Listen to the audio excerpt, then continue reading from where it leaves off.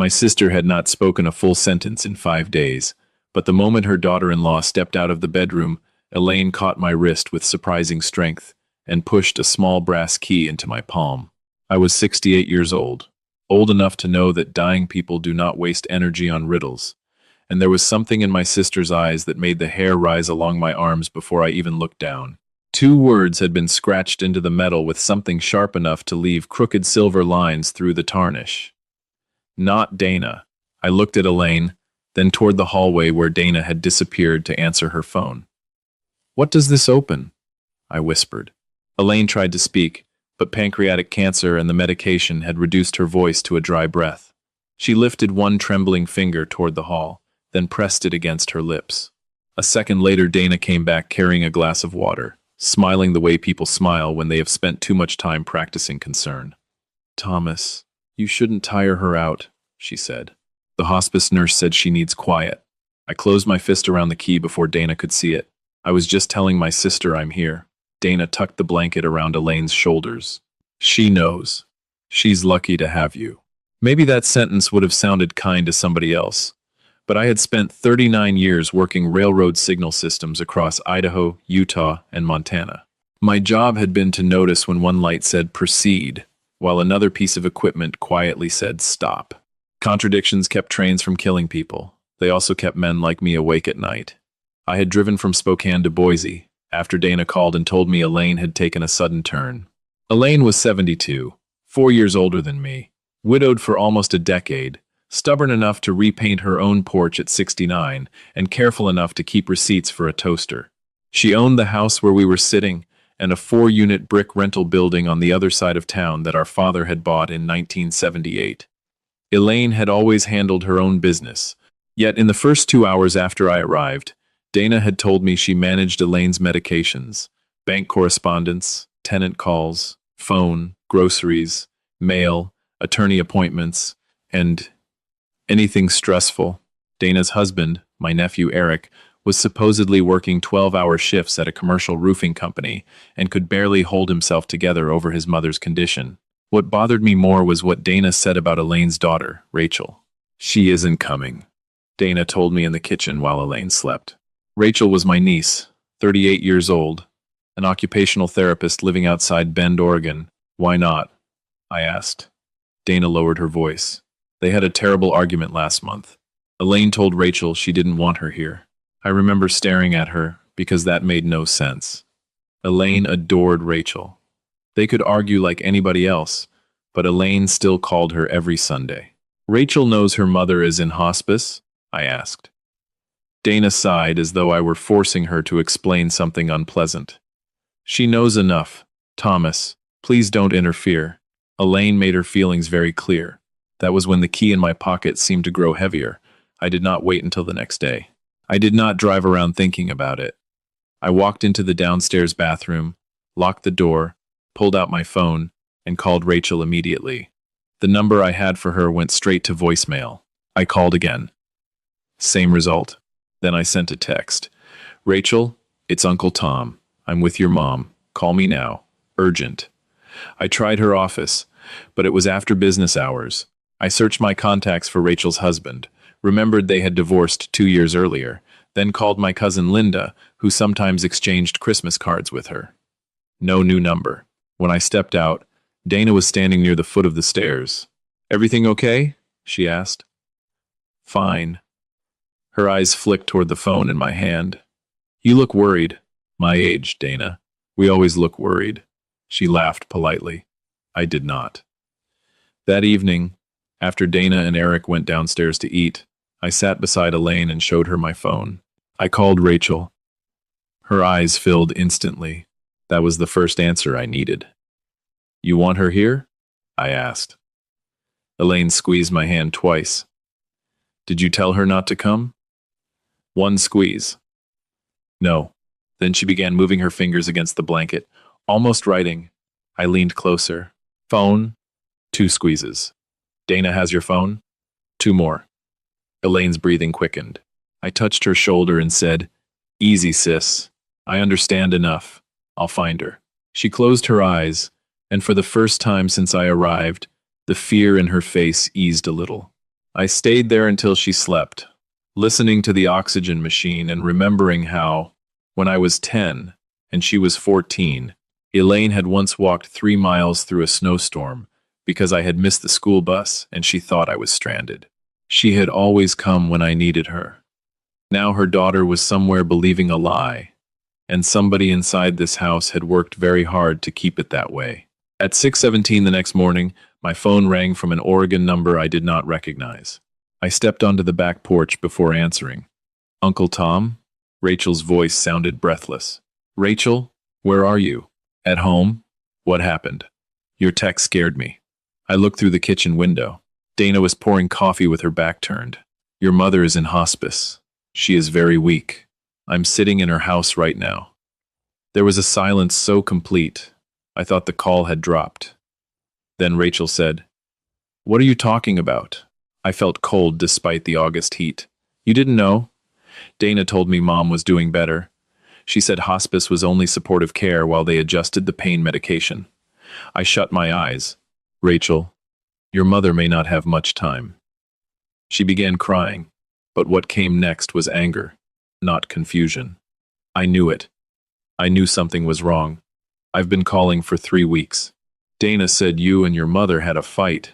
"What fight?" Rachel nearly shouted. "I haven't spoken to Mom since July 19th. Dana told me Mom didn't want calls because I upset her blood pressure. Then I started getting texts from Mom's number telling me to give her space." "Do you still have them?" "Every one. Send me screenshots. And get here. I can leave in 20 minutes. Drive safe. Don't tell Dana." Rachel hesitated. "Why?" I opened my hand and looked at the little brass key. "Because your mother gave me a warning." I did not explain more over the phone. When I went back inside, Dana pushed a mug toward me. "Early call?" she asked. "Old railroad friend.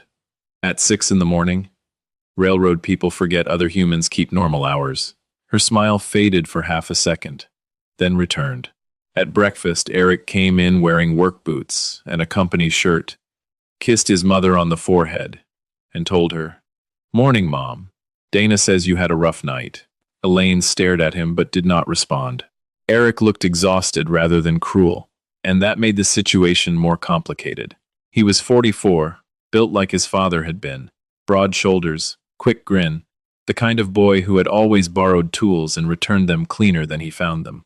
But during the last 5 years, he and Dana had been through 2 failed businesses, a tax lien, and a foreclosure scare. Elaine had helped them more than once. "Tom," Eric said, "Dana told you about the building?" I kept my voice casual. "Which building?" "Mom's apartments. She wants us handling them permanently. It'll make everything easier." Dana shot him a quick look. Eric noticed too late. "What does permanently mean?" I asked. Dana set her coffee down. "Elaine has been simplifying things. She doesn't want Rachel dragged into property headaches. Rachel owns a home and manages a medical caseload.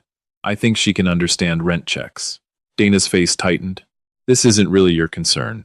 From the bedroom came the faint sound of Elaine knocking something against her bed rail. I got up immediately.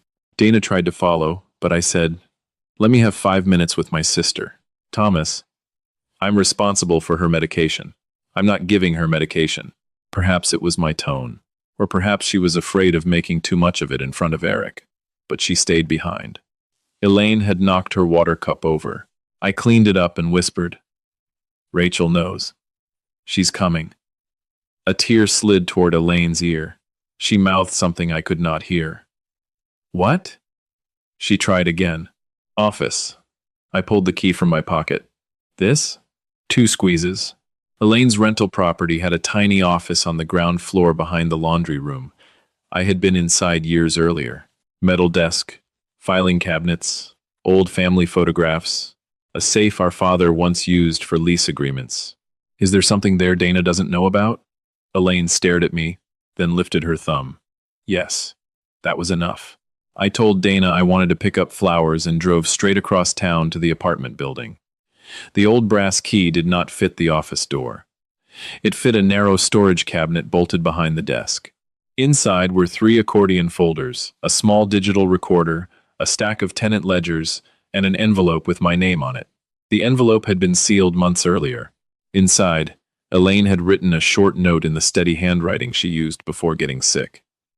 Tom, if I cannot handle the rentals, call Caroline Webb before anyone changes ownership. Rachel gets the building through my trust. Eric knows this. Dana keeps pushing me to put his name on it now. I have said no.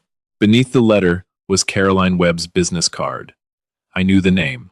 Caroline had been Elaine's estate attorney for years. I called immediately.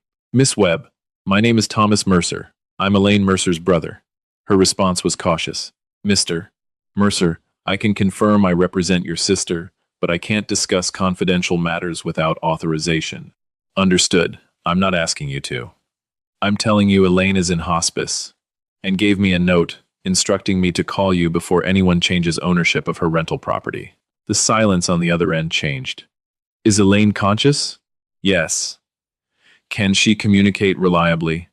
With difficulty. But yes and no questions, clearly. Caroline's voice became firm. Mr.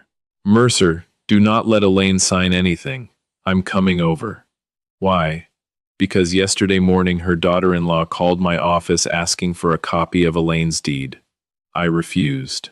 2 hours later, another notary called asking whether I represented Elaine in a planned transfer. I told the notary I had no knowledge of any authorized transfer. I looked at the files in front of me. What kind of transfer? I don't know yet, but I intended to visit Elaine today. Come now. I was about to leave the rental office when I remembered the recorder. It was a cheap gray device, no bigger than my palm, the kind Elaine used to record tenant walkthroughs when her arthritis made writing difficult. I pressed play. Most of the files were harmless. Maintenance notes, rent reminders, a grocery list, Elaine reminding herself to call the plumber. Then I reached a recording dated 12 days earlier. Dana's voice came through first. You keep saying Rachel, Rachel, Rachel, but Rachel isn't here. Elaine's voice was weak, but still understandable then. Because you told her not to come, Dana answered.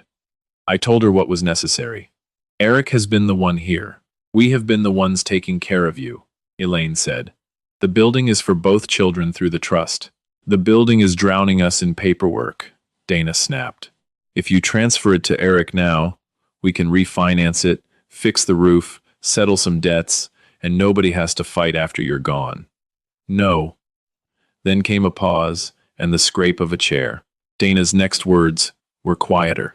You know Rachel will contest everything. She has never respected Eric. She'll sell the property and walk away with half of what your father built. Is that what you want? Elaine answered, Call my lawyer. We don't need Caroline for a simple family transfer. Call Rachel. Another pause. Rachel doesn't want to talk to you. Elaine's breathing changed on the recording. That's a lie. Dana lowered her voice further. Then prove it. She hasn't come, has she? I stopped the recorder because my hands were shaking. I had spent 4 decades around bad equipment, reckless supervisors, and men who lied to inspectors. I was not easily shocked, but there was something uniquely ugly about hearing a healthy person weaponize silence against somebody who no longer had the strength to fight back. The next recording was worse. It had been made only 4 days earlier, apparently by accident. Eric and Dana were speaking in the office. Eric sounded uncertain. I don't like doing this before Mom dies, Dana said. That is exactly why it has to happen before. Once the trust controls the building, Rachel has standing. If your mother transfers it while she's alive, it's different. Caroline will know. Then we don't use Caroline. Mom keeps asking for Rachel. Your mother is medicated and confused. Eric said nothing for several seconds. Dana continued, You told me we couldn't lose the house. The bank wants $46,000 by September. Your roofing company is already behind on payroll taxes. This building solves everything. Eric's voice cracked.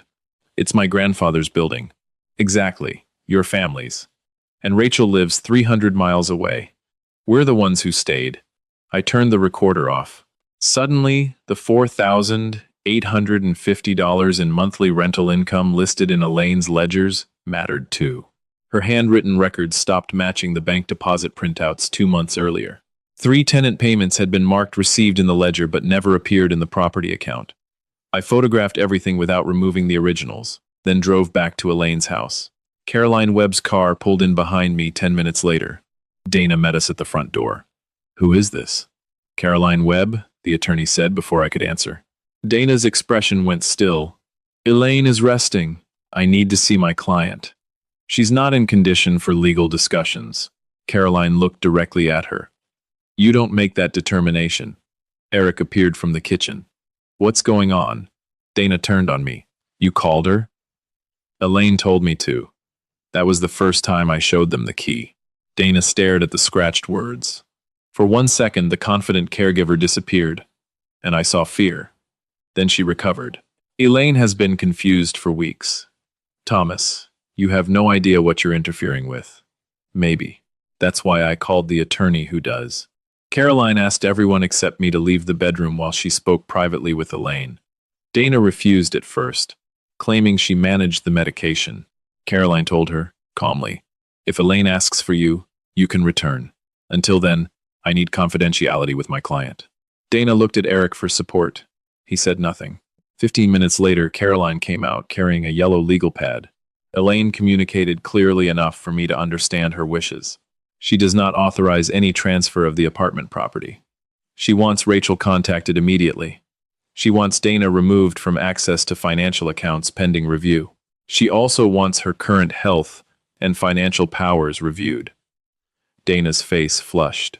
"You cannot take the word of a woman on morphine," Caroline answered. "I'm not taking anyone's word casually.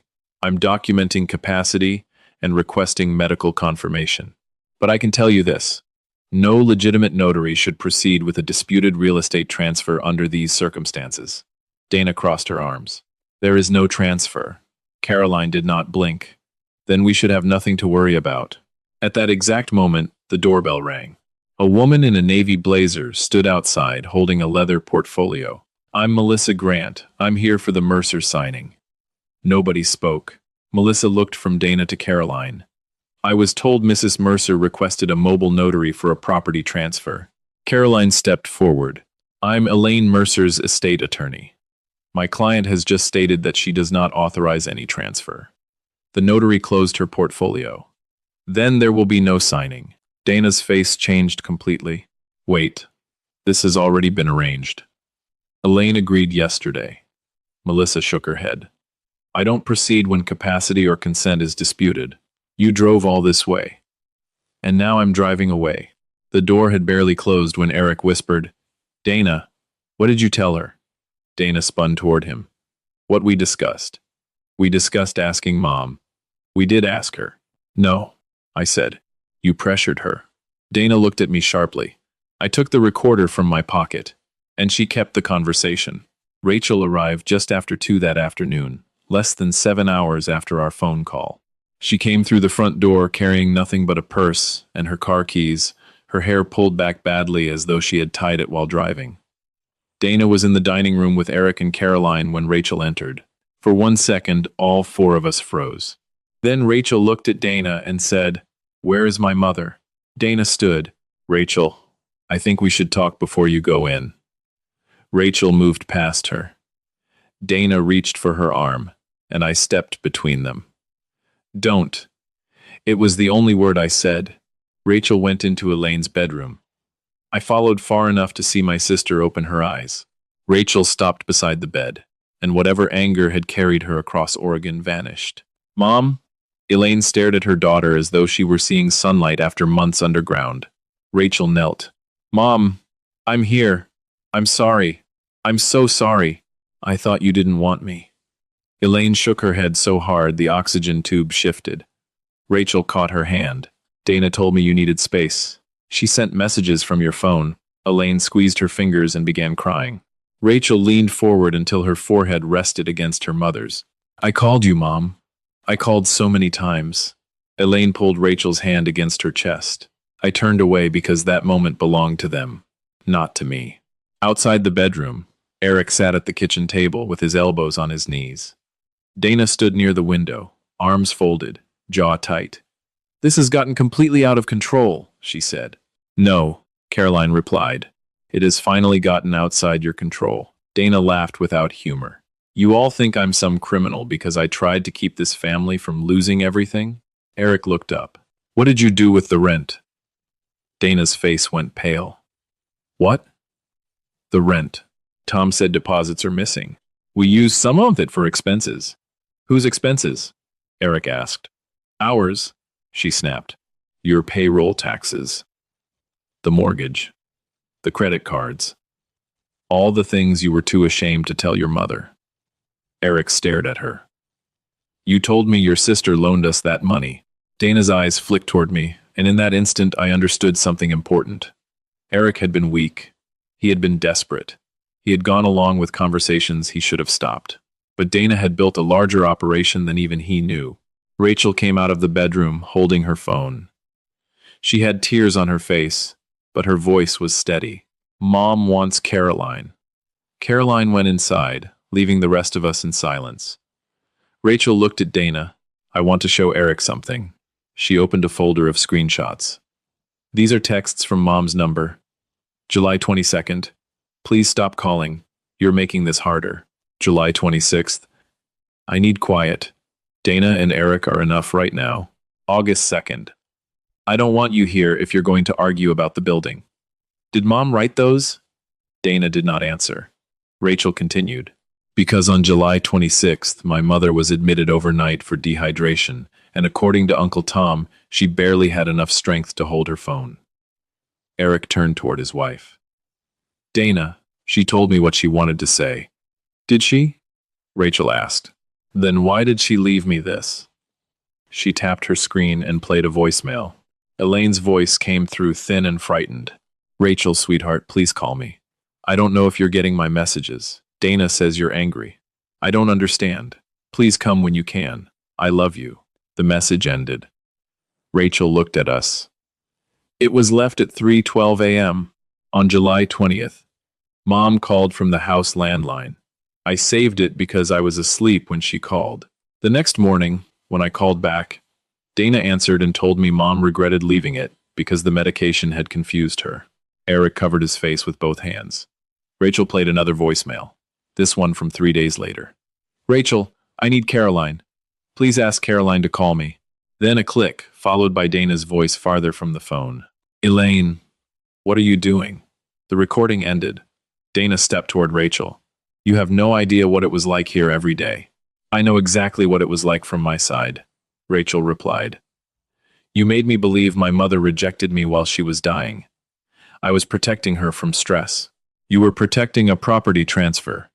Dana slapped her palm against the table. That property could save our family. It is not yours. Neither is it yours yet. Eric stood so quickly, his chair tipped backward. Enough. Dana stared at him. You think you can stand there like you're innocent? You knew we needed the building. I knew you wanted Mom to consider transferring it. I did not know you were pretending to be her in texts. I did not know you were keeping Rachel away. I did not know you were taking rent. You knew enough. Eric's face collapsed because she was right. He had known enough to ask questions and had chosen not to. He turned to me. Uncle Tom, I swear I never wanted Rachel kept away from Mom. Then you should have called your sister yourself, I said. He looked down. There was nothing else to say. That evening, Caroline arranged for an independent hospice social worker and Elaine's physician to document her communication and wishes. The bank placed restrictions on disputed financial access while the transactions were reviewed. Carolyn also contacted the property management account holder and the title company associated with the proposed transfer. Nothing dramatic happened in the way television teaches people to expect. Police did not burst through the door. Nobody was handcuffed in the driveway. Real protection is often quieter than revenge.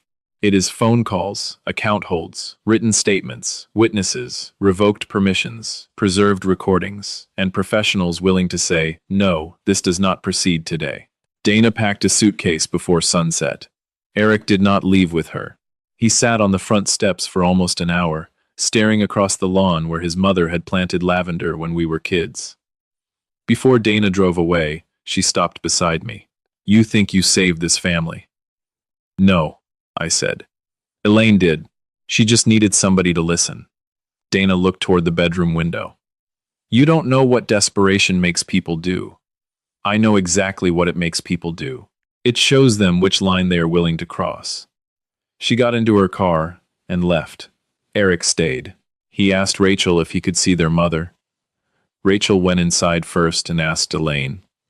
A few minutes later, she returned and said, "She wants you."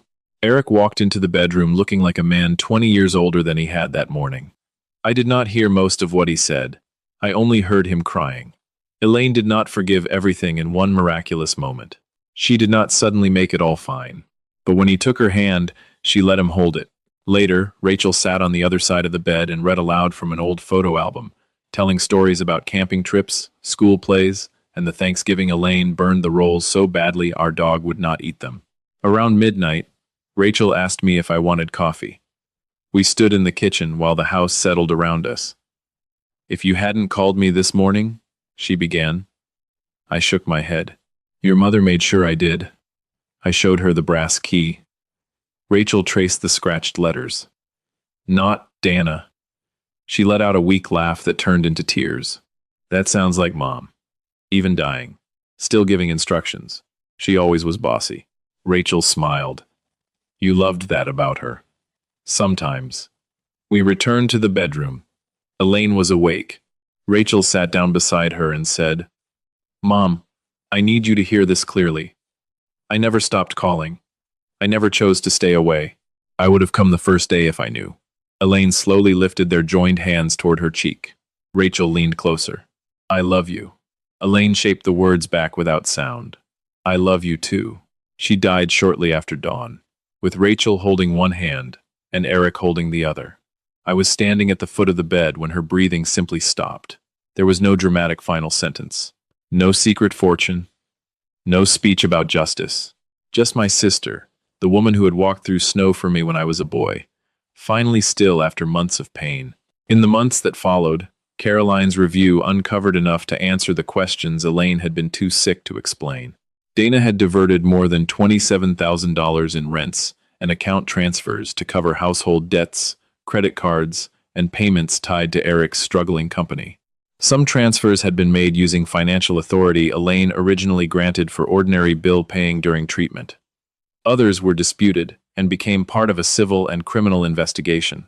The attempted property transfer never happened.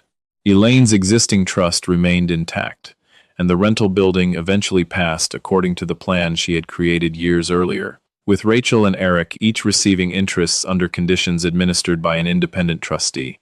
Rachel insisted on that structure because she did not want the building to become another weapon between them. Eric separated from Dana and spent a long time answering for his own choices. He had not written the false messages, but he had ignored warning signs because the outcome benefited him. That mattered. Forgiveness did not erase responsibility. Rachel eventually spoke to him again, cautiously, and on her own terms. "I went back to Spokane, but I kept the little brass key. It sits in the top drawer of my desk beside my old railroad watch. Sometimes people assume the lesson of what happened is that money destroys families. I don't believe that anymore. Money did not invent Dana's choices, and it did not force Eric to remain quiet. It only revealed what fear and entitlement had already made possible. The real danger began before a single deed was placed on a table. It began when one person became the gatekeeper to an elderly woman's phone, mail, visitors, finances, and voice. It began when every family member accepted one person's version of what another supposedly felt. If Elaine had not found a way to warn me, Rachel might have spent the rest of her life believing her mother died angry with her. To me, that would have been the cruelest theft of all. Property can be returned. Accounts can be rebuilt. Documents can be challenged. You cannot give a daughter back the final days she was deliberately denied. I was lucky enough to get Rachel there before the last door closed. And whenever I hold that key, I remember the look in Elaine's eyes when I told her, "Rachel is coming." That was the moment everything changed. Not when Dana was confronted. Not when the notary walked away. Not when the bank froze an account. Justice mattered, but it came second. My sister's last fight was not really about a building. It was about making sure the people she loved knew the truth while she was still here to see them understand it.